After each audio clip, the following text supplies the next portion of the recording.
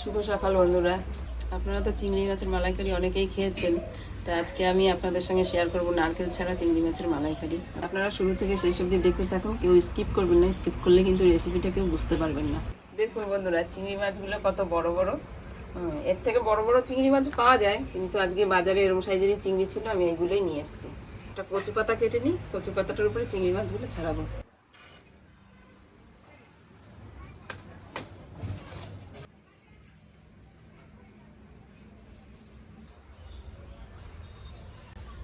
কচু পাতা কাটতে গেলে আমি একটা কাটতে গিয়ে আর একটা কেটে গেছে, দুটোই নিয়ে চলে আসলাম।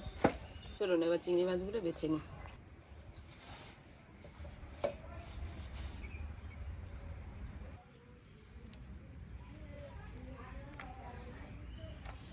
এই চিংড়ি মাছ ছাড়ানো খুব সহজ।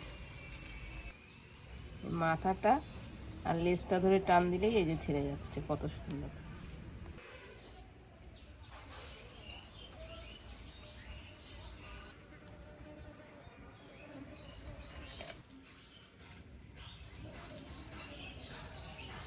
আমাদের ঘরে সবাই এই চিংড়ি মাছ খেতে ভালোবাসে। আপনারা কারা কারা খেতে ভালোবাসেন চিংড়ি মাছ কমেন্ট করে জানাবেন।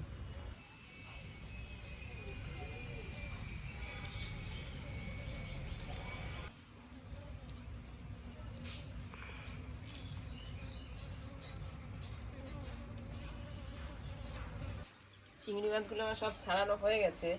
তা অন্যদিন তো বাবু সকাল সকাল বাজারে যায়, আজকে আমার বাজারে যেতে দেরি হয়ে গেছে। লাস্ট আমি এই কটায় চিংড়ি মাছ পেয়েছিলাম, সব নিয়ে এসেছি। তা ছাড়িয়ে ছুড়িয়ে এইটুকুই হয়েছে আজকে চিংড়ি মাছ।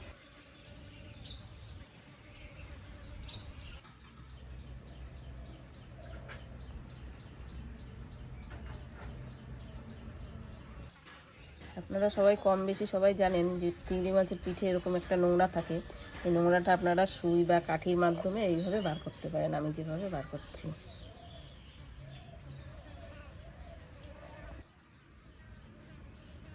দেখুন কত ময়লা, এরকম ময়লাগুলো থাকে চিংড়ি মাছের পিঠের দিকটা। অনেকেই কিন্তু জানে না এইভাবে নোংরাটা বার করতে হয়। যারা জানেন না তারা কমেন্ট করে জানাবেন যে আমরা জানি না এইভাবে বার করতে হয়, জেনে নিলাম। প্রত্যেকটা চিংড়ি মাছের ময়লা কিন্তু আমি বার করে নিয়েছি, আপনারাও কিন্তু এইভাবে বার করে নেবেন। দেখুন সবগুলো ছাড়ানো হয়ে গেছে, এবার দেখতে কেমন লাগবে দেখুন। পিঠের কালো শিরের মতন একটা ছিল, ওইটা বার করে নিয়েছি। ময়লাটা দেখুন কত সুন্দর লাগছে দেখতে।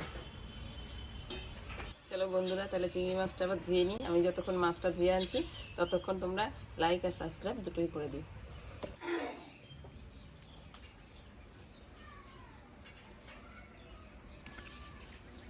বন্ধুরা, আমি মাছ ধুয়ে নিয়ে চলে এসেছি। মাছ ধোয়ার সাথে সাথে মশলাপাতি সব কিছু নিয়ে চলে এসেছি রান্নাঘরে। মাছটা প্রথমে নুন হলুদ মাখিয়ে নেব।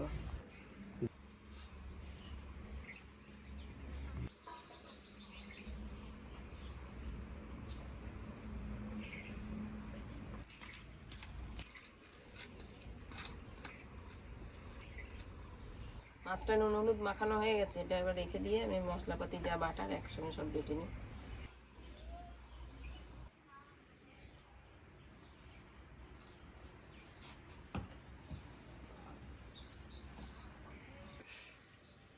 প্রথমে আমি আদা রসুনটা বেটে নেব।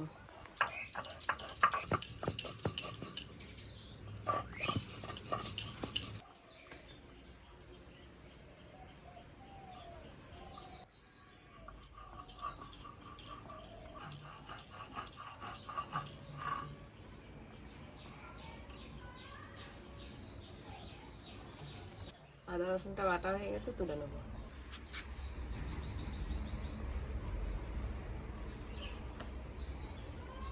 এবার পেঁয়াজটা বেটে নেব।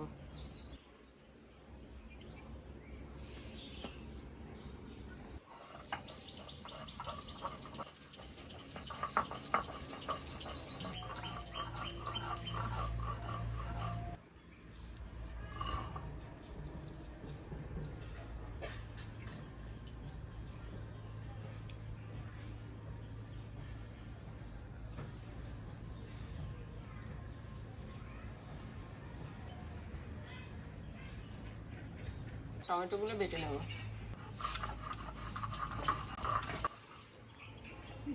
টমেটো বাটা হয়ে গেছে, টমেটো বাটাটা তুলে নিয়ে উনুনটা জ্বালিয়ে নেব। কড়াইটা বসিয়ে দিয়েছি উনুনে, কড়াই গরম হয়ে গেছে, এবার সর্ষের তেল দিয়ে দেবো।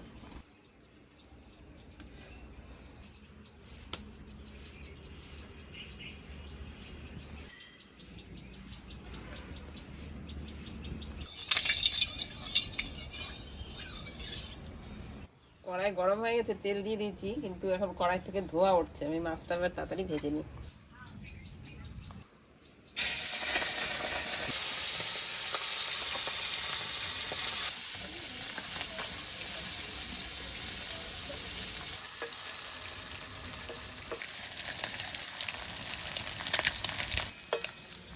চিংড়ি মাছটা ভাজা হয়ে গেছে, এই কটা তুলে নিয়ে আর কটা আছে, এই কটা লাল লাল করে ভেজে নেবো এর মধ্যে।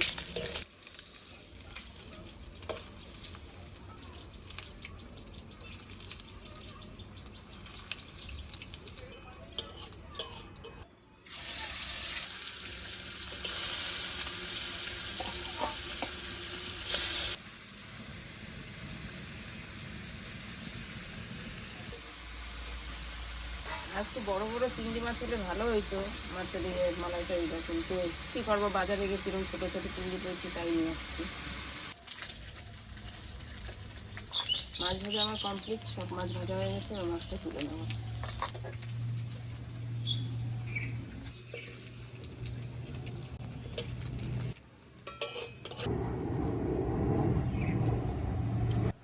মাছ ভেজে নিয়েছি, মাছ ভাজার তেল অল্প আছে কড়াতে, আর একটু তেল দিয়ে দেবো। তেলের মধ্যে পেঁয়াজ বাটাটা কোথাও দিয়ে দেবো।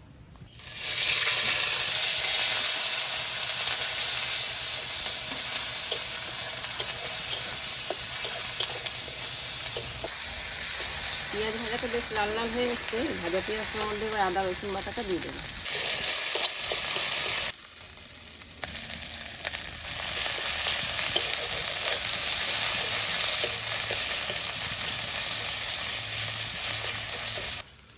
আদা রসুনের কাঁচা গন্ধটা চলে গেছে, এবার আমি টমেটো বাটাটা দিয়ে দেবো।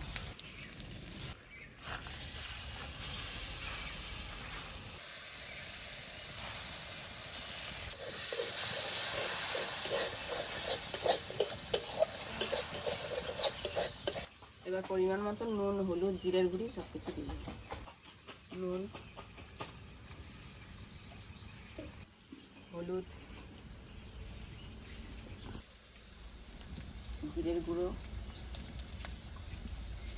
পরিমাণ মতন কাশ্মীরি শুকনো লঙ্কার গুঁড়ো।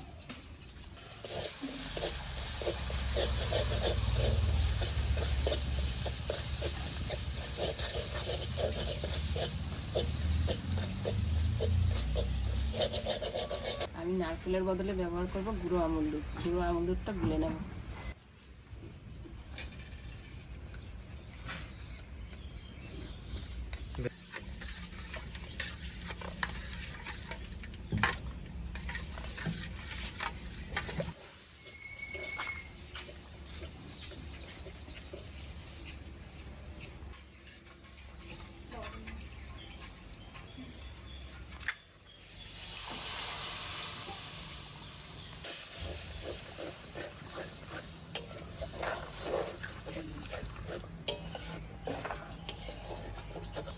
আমুল দুধটা গুলিয়ে রেখেছিলাম, ওটা দিয়ে দিয়েছি। এবার ফুটে উঠলে আমি মাছটা দিয়ে দেবো।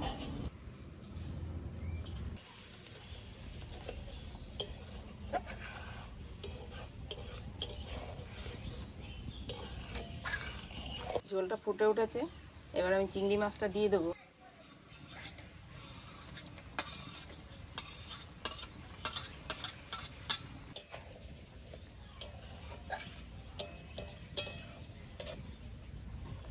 এই রান্নাটা আমার শাশুড়ি মা আমাকে শিখিয়েছিল। আমার শাশুড়ি মা আমার থেকে ভালো করতো, কিন্তু আমিও করেছি আজকে গুঁড়ো দুধ দিয়ে। বেশ সুন্দরই হয়েছে, দেখতেও সুন্দর হয়েছে রান্নাটা। তা হাতের নাগালে তো সবসময় নারকেল পাওয়া যায় না, তা আপনারা যখন বানাবেন নারকেল ছাড়া এরকম গুঁড়ো দুধ দিয়েই বানাতে পারেন। এবার পরিমাণ মতন গরম মশলার গুঁড়ো আর কাঁচা লঙ্কা চেরাটা দিয়ে দেবো।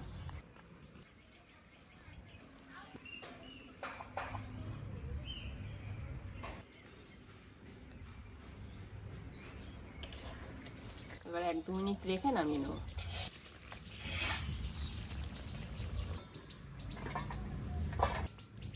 দু 3 মিনিট হয়ে গেছে, এবার আমি নামিয়ে নেব।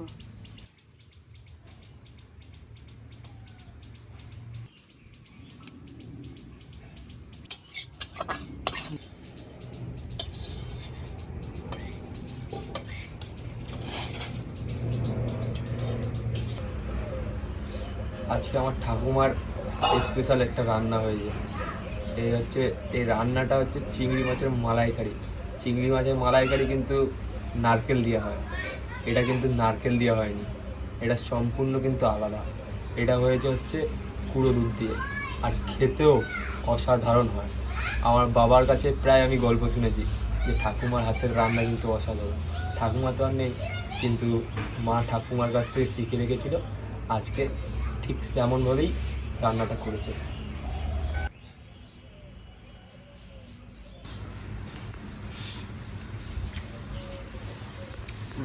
সেই স্বাদ, অসাধারণ হয়েছে।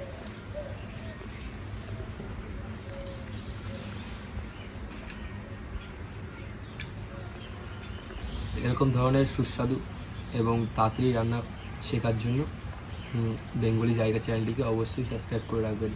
সুস্থ থাকবেন, ভালো থাকবেন, আমাদের ভিডিও দেখতে থাকবেন।